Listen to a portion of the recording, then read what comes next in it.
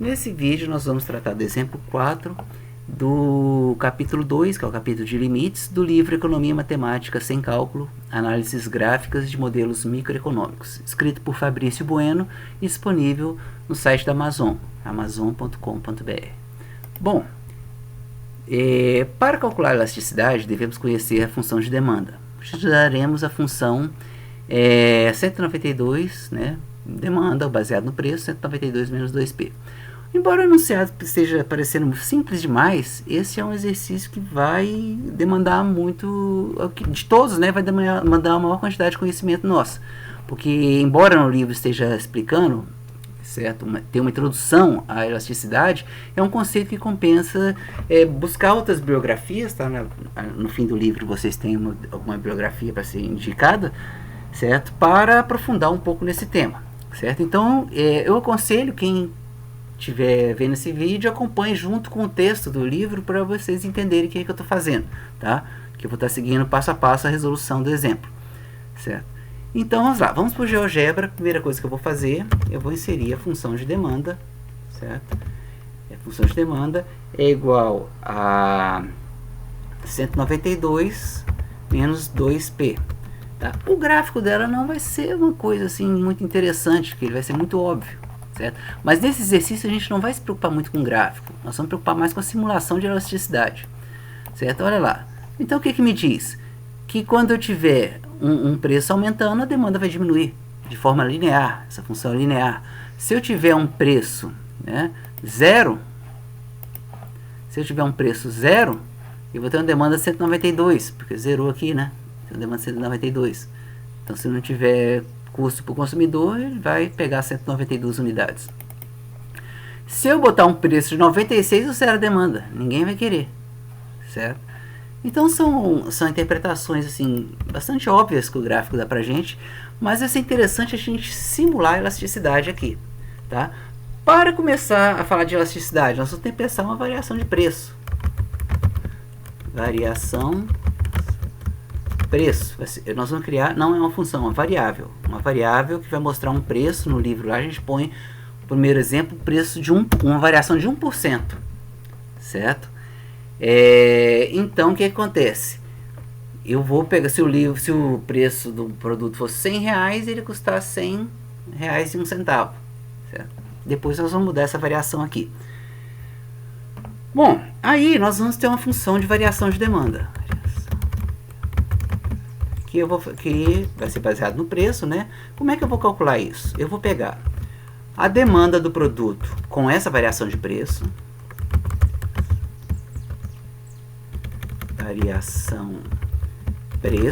tá? Então multipliquei pela variação de preço que a gente definiu, menos, tá, a demanda com o preço atual, certo? Sem alteração nenhuma.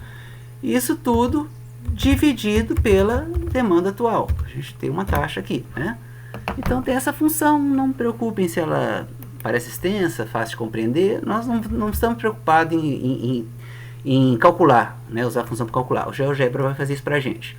Então lá no livro a gente tem alguns valores, parâmetros, né, variação, demanda, sendo que o produto custa 15 unidades monetárias, olha lá, não vai afetar nada a demanda, se ele custa 15 unidades monetárias, se aumentar 1%, não vai dar, de acordo com essa função de demanda, não vai alterar a demanda dele no mercado.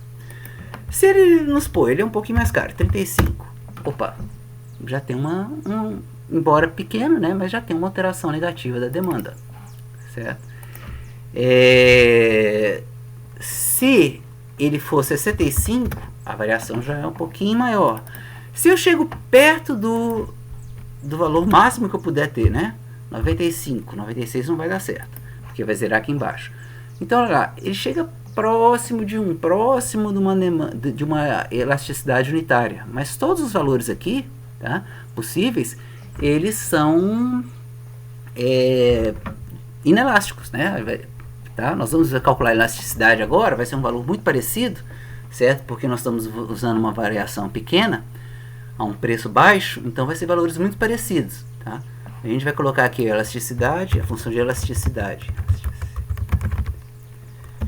Com base no preço, como é que eu vou calcular isso? Vai ser o quê? A variação demanda com base tá? O denominador vai ser a variação de preço. Como ela é muito pequena, tá? Os números vão ser bastante próximos, certo? Então, olha só. Aqui, então, eu tenho lá, ó, a variação demanda. Vou voltar aqui para 15. Né? Se eu for calcular agora elasticidade, tá? A 15, né? O preço de 15 unidades monetárias foi idêntico. Se eu mudar aqui a variação demanda para 35, outro valor que a gente tem lá no exemplo, né? Vai dar pouca coisa. E assim, a diferença aqui no caso seria em casas decimais, tá? Teria uma diferença, mas em casas decimais, porque essa diferença é muito pouca, certo?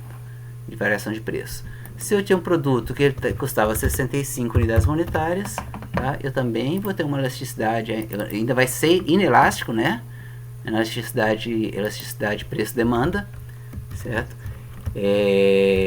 Vai ser de 65, né? Tá? Bastante próxima, como eu disse, diferença em casas decimais.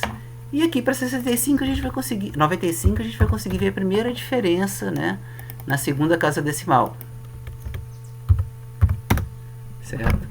Então, para qualquer valor, tá, que a gente testou agora, mais do que 95 a gente não vai poder porque vai zerar aqui, certo? Eu tenho uma demanda inelástica desse produto, dada essa função e dessa variação de preço. Tá? Eu tenho a demanda inelástica para todos os preços que eu testei. Bom, compensa, a gente falou de limite, né? Vamos dar uma olhadinha aqui no limite dessa elasticidade.